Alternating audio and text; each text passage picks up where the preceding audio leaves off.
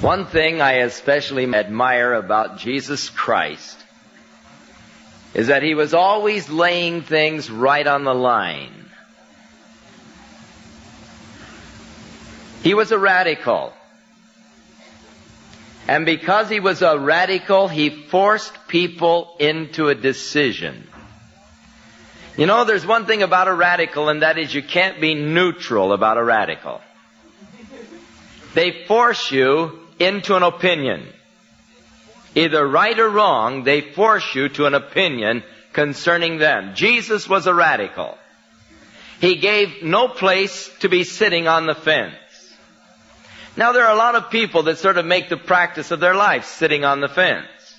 We'll just watch and see the way it bounces, and then we'll jump in, you know.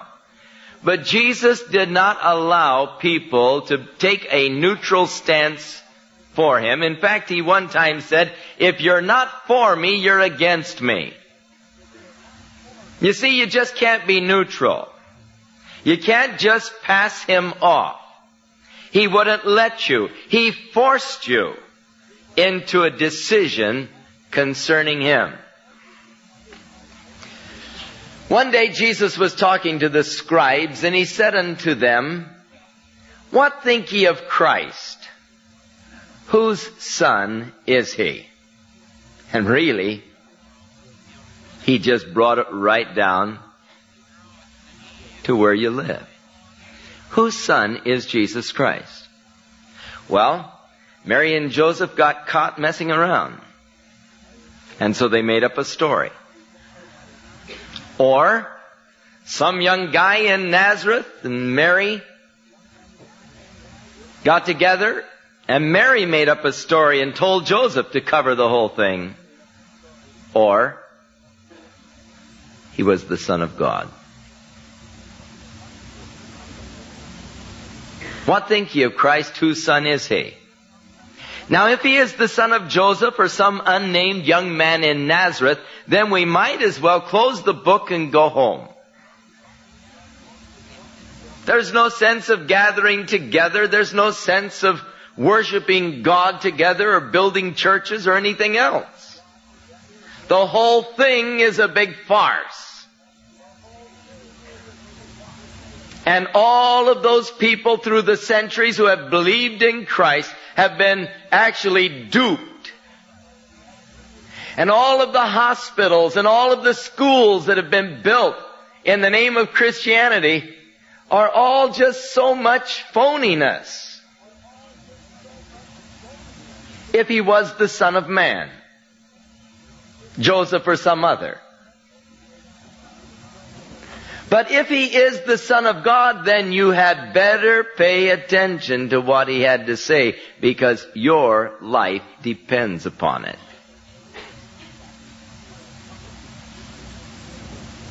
What think ye of Christ? Whose son is he? You know, there are a lot of people that try to say of Jesus, well, he was a great man. He was a great teacher. He was a marvelous philosopher. Not so. If he was not the Son of God, then he was the biggest phony who ever walked on the face of the earth. He's the greatest liar and the biggest hoax who has ever lived. You can't just say, oh, he's a good man, he taught us a lot of good things. Because if he was not the Son of God, then what he had to say is worthless. And rather than quoting his phrases, we should be speaking of him with hisses and derision. You can't just put Jesus on a nice pedestal and say, well, just a great guy. What think ye of Christ? Whose son is he? You know, whether or not you believe in him as the Son of God, you do have to acknowledge, with all honesty, that he has done more to change the history of mankind than any other single individual who has ever lived. Name to me one person in history who has done more to alter the history and the course of human life than Jesus Christ. If you wrote a check today, 2/28/1977. 1977 what? 1977 years since he was born.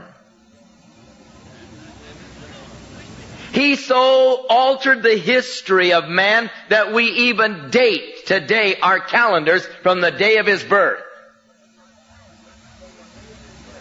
So whether or not you want to believe in him as the Son of God, at least you have to acknowledge that which he has done to influence human history more than any other man who has ever lived.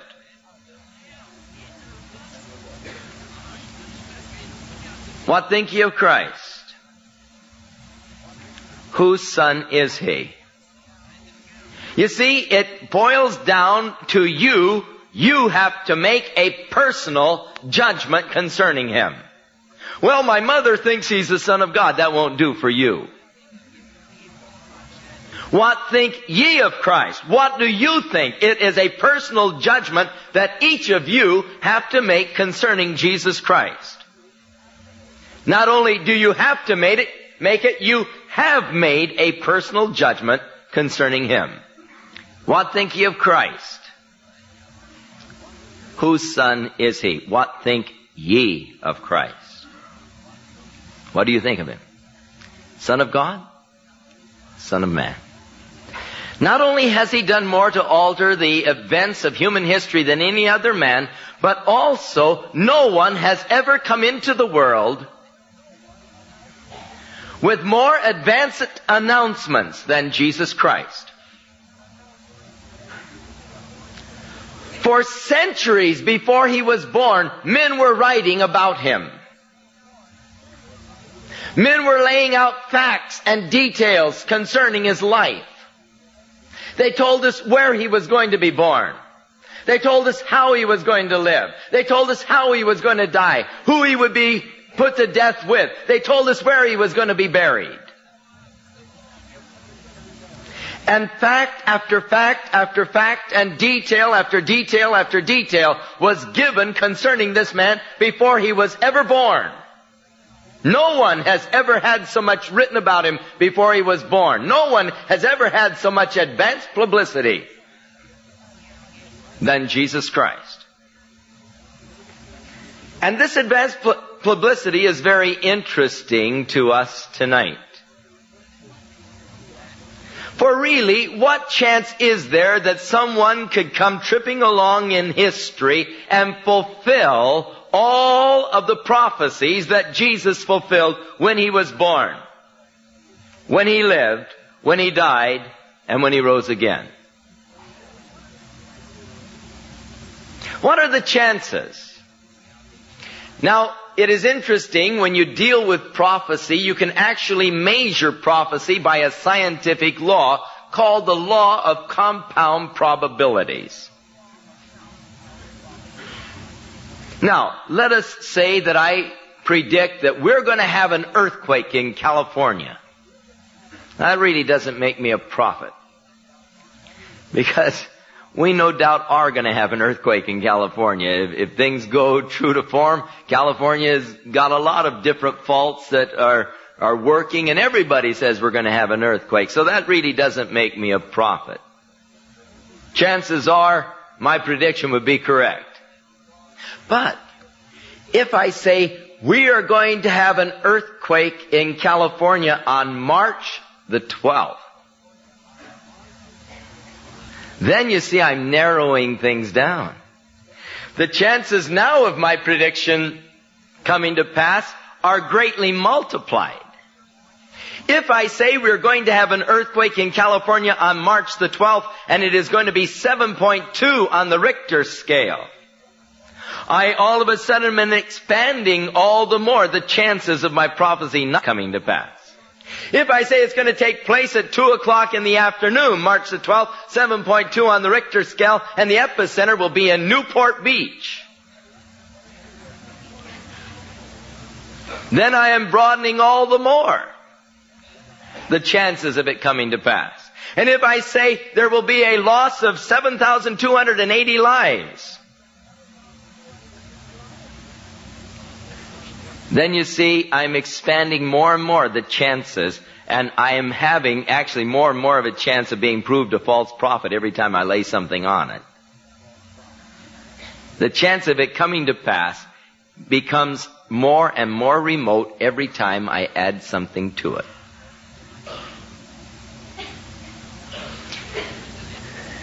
Now, in the Old Testament, there are over 300 prophecies that related to Jesus Christ. His birthplace, His life, His ministry, details of His life. Over 300 prophecies that were completely and accurately fulfilled. What are the chance factors of these 300 prophecies being fulfilled by accident? Now, another illustration of this scientific law of compound probabilities. Let us say that 1 man in 10 is bald-headed. Law of average will get you. How many men would we have to line up against the wall to find a bald-headed man? At random. Chances are, if we line 10 men against the wall at random, if 1 in 10 is bald-headed, we should have 1 bald-headed man. Now let us assume that 1 man in 10 is blind in his right eye. Now how many men do we have to line up against the wall to get a man who is blind in his right eye and bald-headed? Well, according to the averages, we would need 100 men lined against the wall. Out of the 100 men lined against the wall, you could pull out 10 bald-headed men. From the 10 bald-headed men, you should be able to find 1 who is blind in his right eye. Now let us say that 1 man in 10 is missing his left thumb. Now how many men do we have to line against the wall to find a bald-headed man blind in his right eye and missing his left thumb? Theoretically, we would need 1,000 men at random. From the 1,000 men at random, we could get the 100 bald-headed men. From the 100 bald-headed men, we could get the 10 who are missing their left thumb. And from the 10 missing their left thumb, we could get the 1 who is also blind in his right eye. And so we could get 1 man who would fulfill all 3 requirements. But every time you're adding a stipulation, you must multiply the number of men that you need to fulfill it by the factor, by the chance factors, or the variables for that stipulation. So it is possible to take the prophecies concerning Jesus Christ, determine the chance factors at random of their being fulfilled, and then you can determine what the chance factor was that He could have come along and accidentally fulfilled all of these prophecies. Or how many men would you have to have before you could find 1 who would fulfill all of the requirements of these prophecies? Let's start. Micah, the 5th chapter, the 2nd verse said, "And thou, Bethlehem, though thou be little among the provinces of Judah, yet out of thee shall come he who is to rule my people Israel, whose going forth has been from old, from everlasting." The first prophecy that we want to look at is that of his birthplace, because this immediately eliminates most of the people. What is the chance of an individual being born in the city of Bethlehem? How many of you tonight were born in Bethlehem? Chances are none of you were. We don't have enough people. Now how can you determine the chance factor of a person being born in Bethlehem? Well, the best thing is to take the average population of Bethlehem with the average population of the world from the time of the prophecy, and you can determine.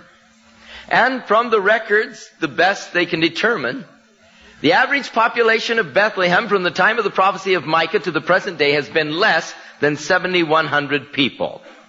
It's just a little village. It's growing now, but from that time, the average population has been less than 7,100, and the population of the earth less than 2 billion. So there's only one chance in 280,000 of a person being born in the city of Bethlehem. So chances are we could gather people by random. If we gathered 280,000 men by random, chances are we could find one of the 280,000 and he'd say, yeah, I was born in Bethlehem.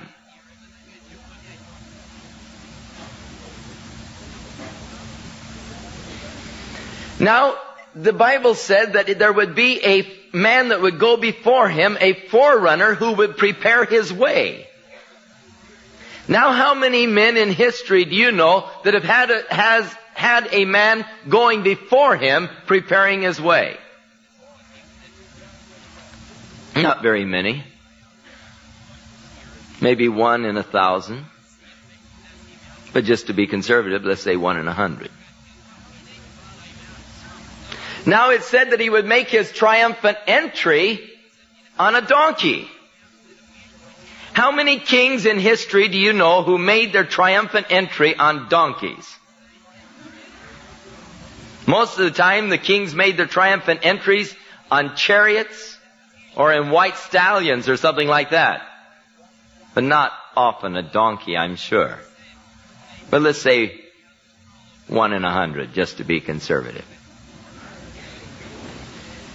Now it said that he would be betrayed by a friend. Most people are betrayed by their enemies, not often by friends. But then it said the friend that would betray him for 30 pieces of silver. Now, how many men in history do you know who were betrayed by friends for 30 pieces of silver? And then it said the silver would be thrown down in the house of the Lord. And it would be used to buy a potter's field. Now, how many men in history do you know who were betrayed by friends for 30 pieces of silver, and the silver was thrown down in the Lord's house and then used to buy a potter's field? You see, every stipulation that is added compounds the chance factors. Until a science class in Pasadena College several years ago took as a semester project the determination of certain prophecies by random from the Old Testament that Jesus fulfilled, and they sought to discover what were the chance factors of 8 prophecies being fulfilled. How many men would you have to have before you found one who would fulfill all 8 requirements? And using very conservative estimates, they came up with one chance in 2.8 times 10 followed by 28 zeros. But to make it more simple, they knocked off the 2.8. So they cut it in thirds and just said one chance in 10 followed by 28 zeros. Now, in order to be more accurate, we should subtract from that the population factor, which they have estimated to be some 88 billion people. But for easy math's sake, let's say 100 billion people, or 1 in 10 to the 11th power, subtracted from 10 to the 28th power, it would give you 1 man in 10 to the 17th power. In other words, you'd have to have 10 men to the 17th power in order to get a man who could fulfill all 8 requirements. That's your chance factor. If you had this many silver dollars, you could cover the entire land surface of Texas 2 feet thick with silver dollars. Now, mark one of those silver dollars and blindfold a fellow and let him start roaming across the state of Texas. And one day reach down into that pile of silver dollars and pull up one and take the blindfold off and open his hand, and the chance that he would pull out the silver dollar that you had marked would be the same chance that Jesus could have fulfilled those 8 prophecies by accident. And so then they took 16 prophecies And assuming that the ratio was the same in the next 16, it would be now 1 chance in 10 to the 45th power, because you've already reduced or taken off the population factor. You don't have to take it off twice. Now, if you had this many silver dollars, you could make a ball of silver dollars that would go 30 times further out than the sun. Now, the sun is 93 million miles away. And you can make a ball that would extend 30 times as far as the sun. Now, blindfold a guy and equip him with scuba gear. And let him dive into this ball of silver dollars and swim around for centuries. And then finally one day grab hold of one of the silver dollars and surface and hold it up. And the chance that he would come up with the silver dollar that you had marked would be the same chance factor that Jesus could have just fulfilled. The 16 prophecies. So then, just to take it totally out of the mental ability to comprehend, they took 48 prophecies. And now you have 1 chance in 10 to the 157th power. That's a number that is so vast that we can't even conceive it. 10 followed by 157 zeros. Now, you couldn't make a ball out of silver dollars. The universe is just not big enough. And so we have to find something smaller now to make our ball. And the smallest thing that we really know for sure, now they say that maybe there are even smaller particles than electrons, but for all practical purposes, an electron is small enough for us tonight. An electron is it's actually 2.5 quintillionth of an inch long. In other words, if you lined up electrons single file 1 inch long, it would take 2.5 times 10 to the 15th power electrons. Or 2.5 quintillion. If you tried to count them, it would take you 19 million years counting day and night at the rate of 250 a minute.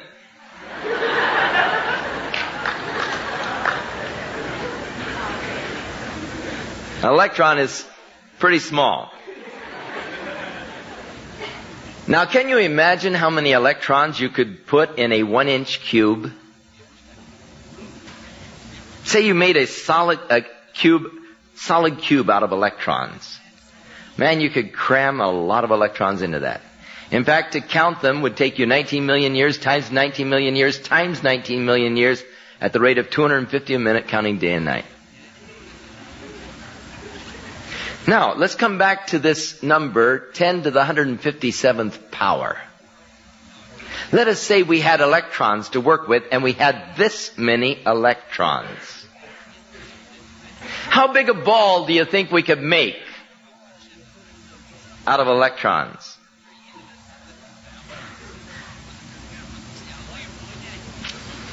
The largest thing we know is the universe.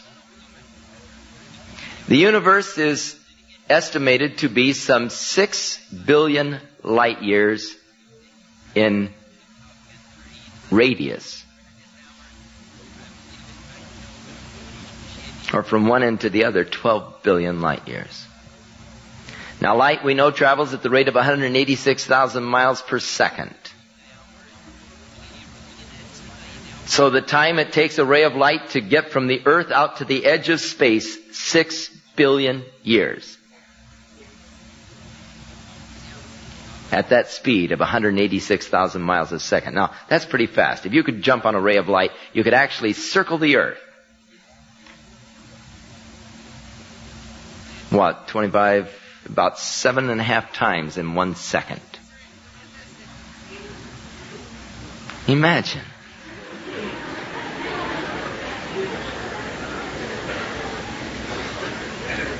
That's moving. Stay on that ray of light for 6 billion years. And you get out to the edge of space. Now, if we had 10 to the 157th power electrons, we could make a ball that would be as large as the universe in which we live. In fact, if we could go into mass production and make 500 of these balls every minute, we could go on making these balls for the next 6 billion years. And then we could do that 10 to the 10th time power over again and still have 10 to the 32nd power electrons left over. Now mark one of these electrons. Well, you can't even see it. Random factor of one man fulfilling the 48 prophecies. 10 to the 157th power. But there wasn't just 48, there were over 300. But someone says, well, the prophecies are all so vague. You know, after all, when a person lives, the prophecies are so vague, you say, well, look, here's what it says, and you could fit it in. All right? It said he would be born in Bethlehem. Tell me, how vague is that? If he were born in Nazareth, he'd never make it. Born in Hebron, Jerusalem, Bethel, he's out. There's really, to me, nothing vague about being born in Bethlehem. That sounds to me like it's pretty straight on. He would be betrayed for 30 pieces of silver. That doesn't sound very vague. What if he had said 29? Then Jesus would be out. What if he said 20? Jesus would be out. It said they would pierce his hands and his feet. What if they only pierced his hands? Jesus would be out. Really, they're not so vague. They're pretty precise. In fact, if you talk about precise prophecies, one of the most precise prophecies I know is the prophecy in Daniel, the 9th chapter, where Daniel, by the understanding of the reading of the book of Jeremiah, knew that the 70 years of Babylonian captivity were about over. Now, the Lord had prophesied that the nation Judah was going to go into captivity to Babylon. Jeremiah said, you're going to be there for 70 years, and then God is going to bring you back into your land.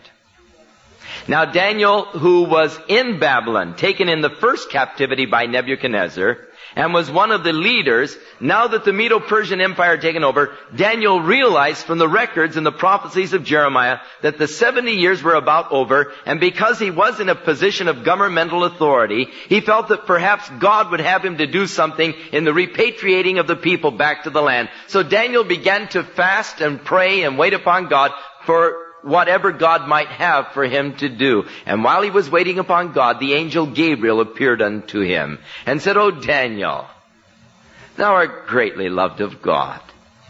And when you started to pray and seek God, God sent me to tell you the things concerning the nation Israel. And know and understand this, Daniel. From the time the commandment goes forth to restore and to rebuild Jerusalem unto the coming of the Messiah the Prince will be 7 sevens and 62 sevens. Or a period of 483 years. Now, at the time that Daniel wrote this prophecy, the city of Jerusalem was in shambles. Nebuchadnezzar, the general of Babylon, had taken a troop of men. They had gone to Jerusalem. They burnt the temple with fire. They burnt all of the palaces. And then they systematically tore down the walls of the city of Jerusalem, burning things and making really havoc and wreckage of the city. And the city was wasted.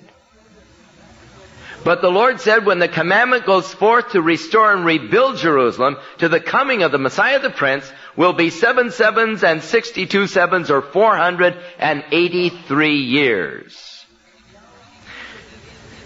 Now, he was living in the area where they were still using the Babylonian calendar of 360 days to the year. So, if you take the 483 years at 360 days to the year, you actually have 173,880 days. Now, if God is accurate and God's Word is accurate, then we should be able to know the day the Messiah was going to come, because from the day that the commandment would go forth to restore and rebuild Jerusalem unto the coming of the Messiah the Prince would be 173,880 days if God knew what He was talking about. When the archaeologists were digging in the palace of Shushan, they found records actually by which they know what date was the first day of April that year. Because on the first day of April, in the year 445 BC, King Artaxerxes gave the commandment to restore and rebuild Jerusalem. March 14, 445 BC. Now, starting from March 14th, 445 BC, the first of Nisan, actually in the record. Starting at that date and counting on the calendar 173,880 days brings us to the date of April 6th, 32 AD. Now, when Jesus was crucified, there was darkness over the land from the 6th hour unto the 9th hour. And it is assumed that the darkness over the land was caused by a total eclipse in that area. And, of course, we are able easily to determine when and where total eclipses are going to take place, because the movement of the sun and the moon are constant. So we can tell you in advance, years in advance, where the eclipses are going to take place, when, what dates, the time of the day, and when they're going to be total eclipses. And going back, we can do the same in history, and we know that a total eclipse took place that week of April the 6th, at 12 o'clock until 3 o'clock there in Israel. So, going back from the total eclipse to the Sunday before, you have the date April 6th was the Sunday before the total eclipse, or the Sunday before the crucifixion of Jesus Christ.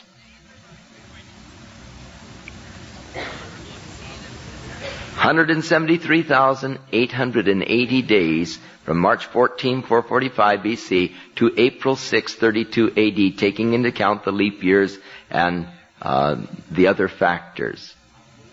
Now, on April the 6th, 32 AD, Jesus said to His disciples, go over into the city and you'll find in a certain place a donkey that is tied. Untie him and bring him to me. And when the men say to you, why are you untying that donkey? You just tell them, well, the Lord needs him. And so they went over in the city, and where He told them, there they saw the donkey that was tied. And as they started untying him, the fellow standing there said, hey, what are you doing untying that donkey? They said, the Lord needs him. And so they brought the donkey to Jesus there in Bethany, and Jesus sat on the donkey and started riding towards Jerusalem as the disciples began to lay their coats in the pathway, as they began to wave palm branches, and they began to quote the 118th Psalm, which is a messianic psalm, and they said, save now, blessed is he who comes in the name of the Lord. The word save now in Hebrew is Hosanna. And so the disciples were crying, Hosanna, Hosanna, blessed is he who comes in the name of the Lord. A quotation from the 118th Psalm, which is a messianic psalm. Peter quotes it as such because the psalm says, this is the stone which was set of naught of you builders, but God has made it to be the chief cornerstone. Save now, save now. Read the 118th Psalm and the prophecy concerning Jesus, and the disciples were crying out this messianic prophecy, save now, save now. And the Pharisees, when they heard what the disciples were saying, turned to Jesus and said, Lord, you better rebuke those disciples. That's blasphemous. And Jesus said unto the Pharisees, let me tell you something, fellas. If these disciples would at this time altogether hold their peace and be quiet, these very stones would cry out. Jesus went riding into Jerusalem on that donkey, even as Zacharias said, behold, thy king cometh unto thee, but he is lowly, he's sitting on a donkey, the foal of an ass. But Jesus was rejected in Jerusalem, and so he came back out to the Mount of Olives, and looking back over the city of Jerusalem, he began to weep, and he said, O Jerusalem, Jerusalem, if thou hadst only known the things that belong to thy peace in this thy day. This was the first day Jesus had ever allowed any public acclamation of himself as the Messiah. Earlier in his ministry, when he had fed the 5,000, they tried to by force take him and make him king, but his time was not yet come, and he disappeared out of their midst. This is the first time he allowed any public acclamation. And at this time he said, if these people were quiet, these very stones would cry out. And then weeping, he said, if you only knew the things that belong to your peace in this thy day, but now they are hid from your eyes. But going back to the prophecy of Daniel, what did he say? He said, but the Messiah will be cut off without receiving the kingdom. Wild. Daniel predicted the very day that the Messiah would come, but then he declared the Messiah would be cut off without receiving his kingdom, and the Jews would end up by being dispersed. And thus the prophecy of Daniel was literally fulfilled to the day. Now to me, there's nothing vague about that. What think ye of Christ? Whose son is he?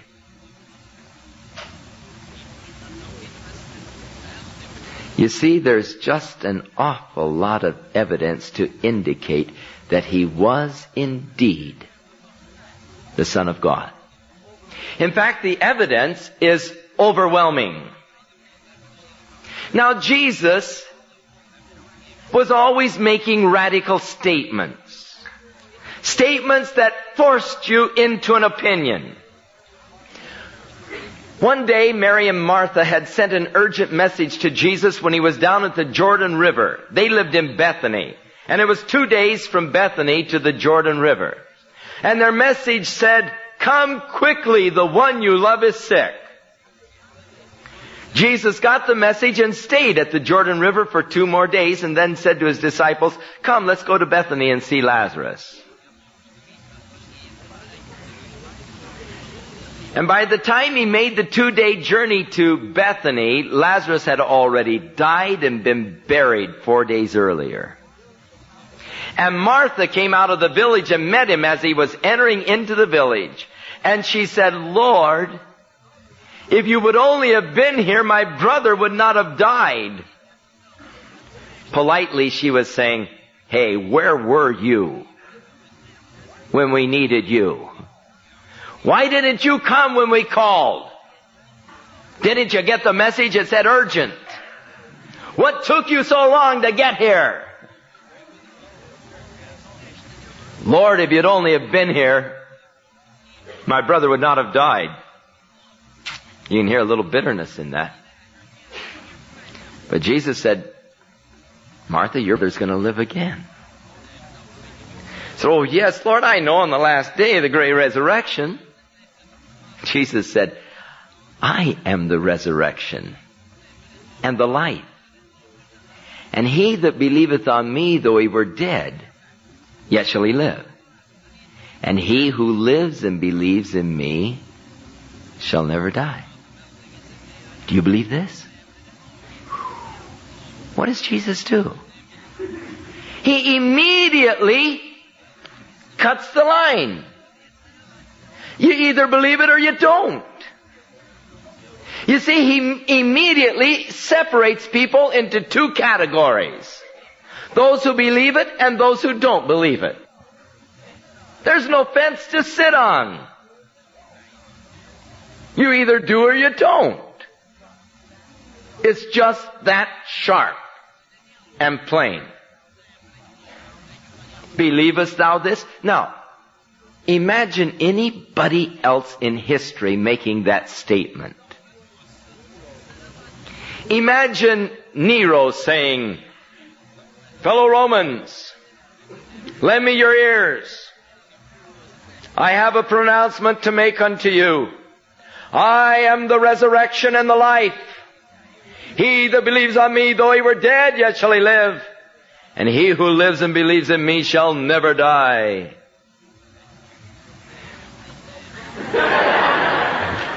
No problem, you'd say, Nero's a madman. He's crazy. He's insane.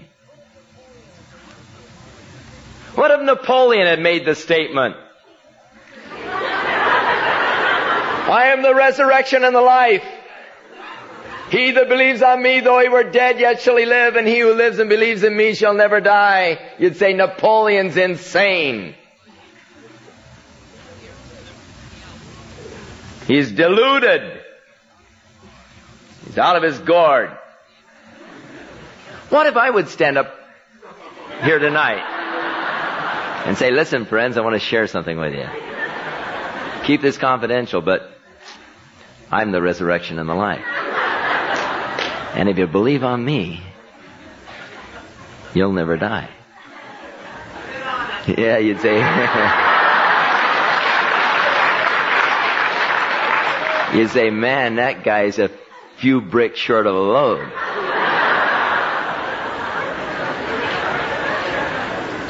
Hey,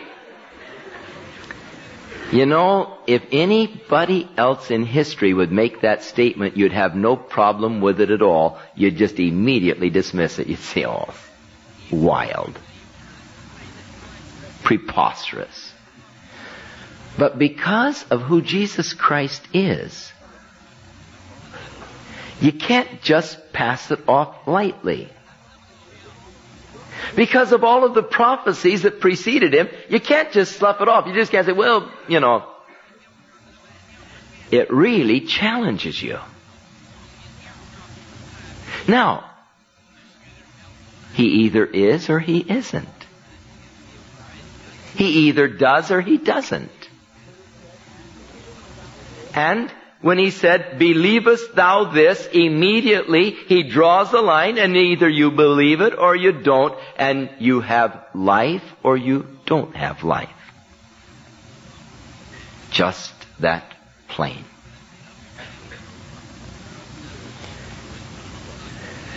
Peter said, oh, how I thank God that he has begotten us again unto a living hope by the resurrection of Jesus Christ from the dead. Now, of course, the whole thing is this. Jesus rose from the dead. And it creates a living hope. And then Peter said, hey, we did not follow cunningly devised fables when we declared unto you the resurrection of Jesus from the dead, but we were eyewitnesses. Now, this story of the resurrection of the dead, what must we assume? Well, very easily, it's either true or it's not. Either Jesus rose or he didn't rise. And if he didn't rise from the dead really, then we have to assume that the disciples got together and made up a real neat story. And they said, okay guys, you gotta swear. Let's take our blood and we'll mix our blood and we'll all of us swear, you know. Rub our wrist. Nobody squeals. We hang to this story, fellas. We all of us vow that it's true. We're going to all say that we saw the resurrected Christ. And no matter what they do to us, we're going to hang on to this story and we're going to keep it straight. Nobody gives in. And so, they went out and they began to say, "Hey, Jesus is alive. We saw him." Now, one by one, they took these fanatics who were saying that they saw the resurrected Jesus, and they put them to death violently because they were saying that Jesus was alive. He rose again. First of all, James, they took and cut his head off with a sword, because he said Jesus rose from the dead. Later, they took Peter and crucified him upside down because he said Jesus rose from the dead. Later, they severed Paul the apostle's head because he said, "I saw the risen Lord too." James, the other James, they actually drug by his feet up and down the steps until his brains were dashed out on the pavement because he said, "I saw the risen Lord." Another one of the disciples, they tied by his feet to a horse, and they drove the horse through the city until his body was just dragged to death on the streets. And each one of these disciples, with the exception of John, suffered a violent death, because they were all declaring the same thing: Jesus rose from the dead, we saw him. Now, wouldn't it be easier for your position of unbelief if just one of these guys had cracked? Said, hey, stop, fellas, let me tell you the truth. It's all a big hoax. If just one of them had done that, then you would have a position for your unbelief. You could say, "Yeah, but look at this guy, you see, when he really faced it, man, he told the truth." But these stubborn, hard-headed guys, not one of them confessed. Pretty powerful evidence. Because it was interesting, when Satan expressed to God his philosophy concerning man, through observation, Satan said, "Skin for skin, all a man has will he give for his skin." And pretty much that's true. When it really comes down to a life and death matter, man, you'll do about anything to save your life. And if these fellows could have saved their life, and they could have by saying it's a lie, Jesus didn't rise from the dead, they could have saved their lives by saying that, but none of them did. All of them went to their deaths affirming that they had seen the risen Christ. So Peter said, "We did not follow cunningly devised fables when we declared unto you the resurrection of Jesus from the dead, but we were actually eyewitnesses of his glory." Man, I saw it with my eyes. But then he said something very interesting. He said, "But we have the more sure word of prophecy," what I was talking about earlier. Really more sure than what I can see with my eyes is the fact that Jesus fulfilled these prophecies totally, far beyond any chance factor. The more sure word of prophecy. And so, ultimately, and always, it comes back to this. It's your judgment decision. What think ye of Christ? Whose son is he? The Son of God?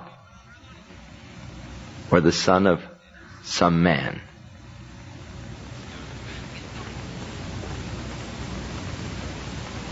And your decision and your belief determines your eternal destiny.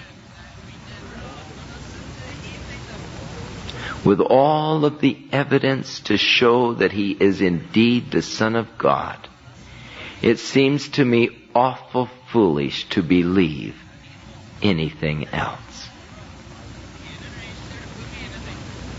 Finally, you have the witness of the majority of people here tonight, and millions of people throughout the world, who will say to you, "He is the Son of God. He is alive today. I have experienced his power in my life."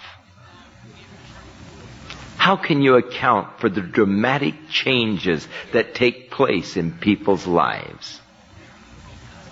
if it's all a hoax, if he was just a fraud, if he was a bastard. And yet that's what you are saying if you do not believe that he is the Son of God. What think ye of Christ? Whose son is he? If he is indeed the Son of God, then tonight there is hope for this world. We have a glorious future to look forward to. It isn't all empty and vain and dark and hopeless, but there's a bright tomorrow coming. He promised it to us. If he is the Son of God, then surely you should commit your life to him. You have everything to gain and nothing to lose, except your old, rotten, sinful self, which is sort of nice to get rid of. Shall we pray? We thank you, Father, for the evidence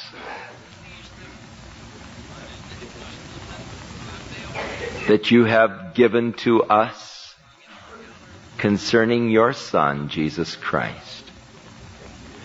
That you spoke about it so many years in advance, giving the details and the facts, so that when he did come, there needed to be no doubt concerning the truth about Jesus. May we tonight, Lord, open our hearts and our lives to receive the truth and to receive Jesus Christ into our lives as our Lord, as our Savior. Right now, Father, may your Holy Spirit work in each of our hearts in a